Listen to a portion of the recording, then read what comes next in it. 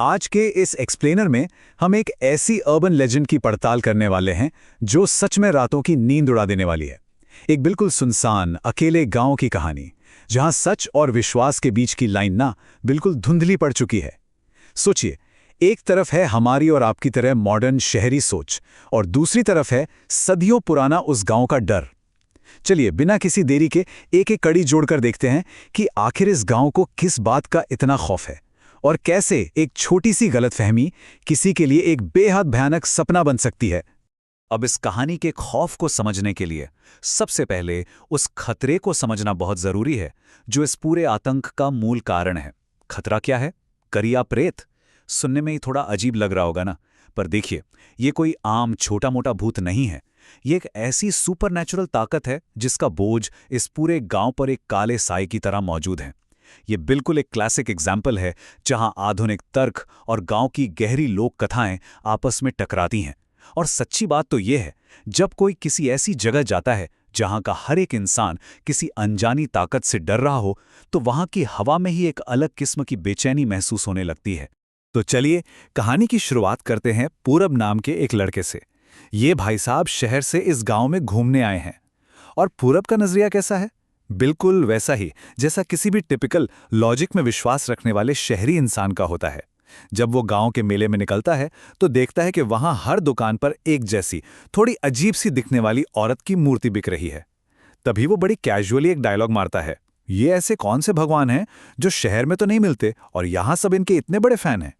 ये छोटी सी थोड़ी घमंडी टिप्पणी साफ दिखाती है कि वो इस गांव के डर को कितने हल्के में ले रहा है।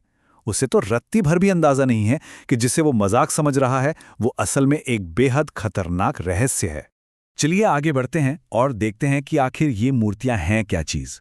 देखो, ये कोई लोकल क्राफ्ट या शोपीस बिल्कुल नहीं है। ये तो समझ लीजिए एक सख्त सर्वाइवल मैनुअल है जिसे गांव का हर एक इंसान चुपचाप बिना सवाल किए मानता है। अगर जिंदा रहना है ना, तो बस ये 3 रूल फॉलो करने पड़ेंगे। पहला, मूर्ति खरीदना। दूसरा, उसे मुख्य दरवाजे के ठीक बाहर बनी एक छोटी सी शेल्फ पर रखना।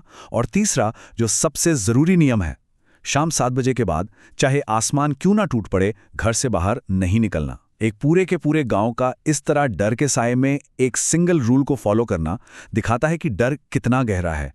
अब आते हैं मेन पॉइंट पर। अगर नियम तोड़ दिए तो नतीजा क्या होता है? एक रात की बात है, पूरब को नींद नहीं आ रही थी तो वो छत पर जाने के लिए निकलता है। रास्ते में उसे दरवाजे पर रखी वही अजीब सी मूर्ति दिख जाती है। अब उसकी आदत तो थी ही चीजों पर लॉजिक लगाने की, तो जिज्ञासा के मारे वो उस मूर्ति को छूने जाता है। पर जैसे ही उसकी उंगलियां मूर्ति को बस टच करने ही वाली होती हैं, उसकी बुआ प्रज्ञा उसे आकर बेहद जोर से पीछे धक्का दे देती हैं। एकदम शॉक लगा उसे। बुआ की वो घबराहट, उनके चेहरे का वो डर साफ चिल्ला चिल्ला कर बता रहा था कि उस मूर्ति को छूना कितना बड़ा अपराध और खतरा हो सकता था। बस इसी इंसिडेंट से इस कहानी के पुराने रहस्य पर से पर्दा उठना शुरू हो जाता है। और ये रहस्य हमें सीधा 13 साल पीछे ले जाता है, ठीक इस खौफ की जड़ तक। एक बेहद दर्दनाक घटना हुई थी तब। सुमति नाम की एक असहाय विधवा थी।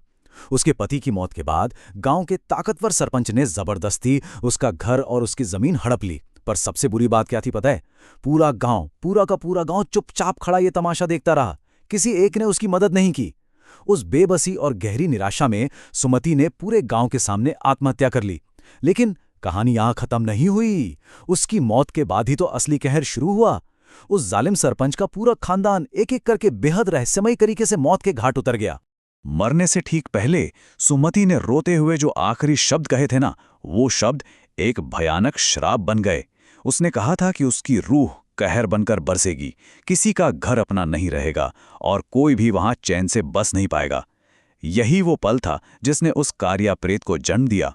अब इस भयानक आतंक से बचने के लिए गांव के एक साधु ने लोगों को एक अजीब सा उपाय बताया। उन्होंने कहा कि अगर गांव वाले उस आत्मा को एक देवी की तरह पूजें और उसकी मूर्ति अपने घर के मुख्य दरवाजे के बाहर रखें, तभी वो उसके गुस्से से बच पाएंगे। तो अब कनेक्शन समझ आया? यही वजह थी उन सारी मूर्तियों की। अब ये पूरी संगीन कहानी सुनने के बाद पूरब का रिएक्शन कैसा था? चलिए इस पर गौर करते हैं, क्योंकि यहां 2 बिल्कुल अलग विचारधाराएं आमने सामने हैं। एक तरफ है गांव की सच्चाई जो एक 13 साल पुराने श्राप और खौफ में सांस ले रही है। दूसरी तरफ है पूरब का अर्बन लॉजिक, वो इन सब बातों को महज एक अंधविश्वास मानकर हवा में उड़ा देता है। कहता है कि अरे ये सब डर वर कुछ नहीं है, ये किसी का फैलाया हुआ बिजनेस है। उसका तर्क था कि शायद डकैती, चोरी या ऑर्गन ट्रैफिकिंग जैसा कोई इल्लीगल धंधा चलाने के लिए पूरे गांव वालों को डरा के रखा जा रहा है। अपनी इस लॉजिक पर उसका ये घमंड और ओवर कॉन्फिडेंस ही आगे चलकर सबसे बड़ा खतरा बनने वाला था। अपनी बात को ठीक साबित करने की जिद और गुस्से में पूरब आधी रात को ही उस घर से बाहर निकल पड़ता है। वो ये दिखाना चाहता था कि देखो, डर नाम की कोई चीज नहीं होती। चलते चलते वो गांव के बस स्टैंड तक पहुंच जाता है। अब सोचिए, आधी रात का वक्त, पूरा बस स्टैंड घुप अंधेरे में डूबा हुआ और बिल्कुल वीरान। आसपास मीलों तक कोई इंसान नहीं, किसी दुकान का शटर खुला नहीं है। ये जो दृश्य है ना, ये एब्सोल्यूट सन्नाटा आने वाले एक भयानक तनाव के लिए एकदम परफेक्ट सेटिंग तैयार कर रहा था। यहां उसका तर्क और अनजाने खौफ की सीधी टक्कर होने वाली थी। बस यहां से सस्पेंस तेजी से ऊपर जाने लगता है। बस स्टैंड पर अकेले बैठे पूरब को अपने आसपास थोड़ी अजीब सी चीजें महसूस होने लगती हैं। पहले उसे पीछे से किसी के चलने की हल्की हल्की आवाज आती है, पर मुड़कर देखता है तो वहां कोई नहीं होता। फिर अचानक से ऊपर से उसके हाथ पर एक अजीब से लिक्विड की बूंद टपकती है।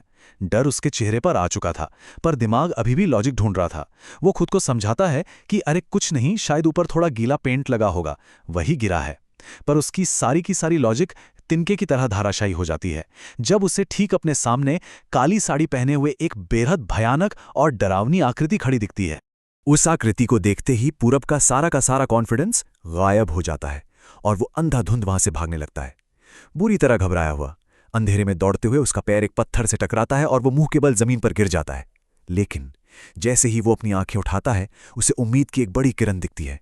सामने कोई और नहीं बल्कि उसकी बुआ प्रज्ञा खड़ी थी। उन्होंने कहा कि मैंने कहा था ना बाहर खतरा है, चलो मेरे साथ।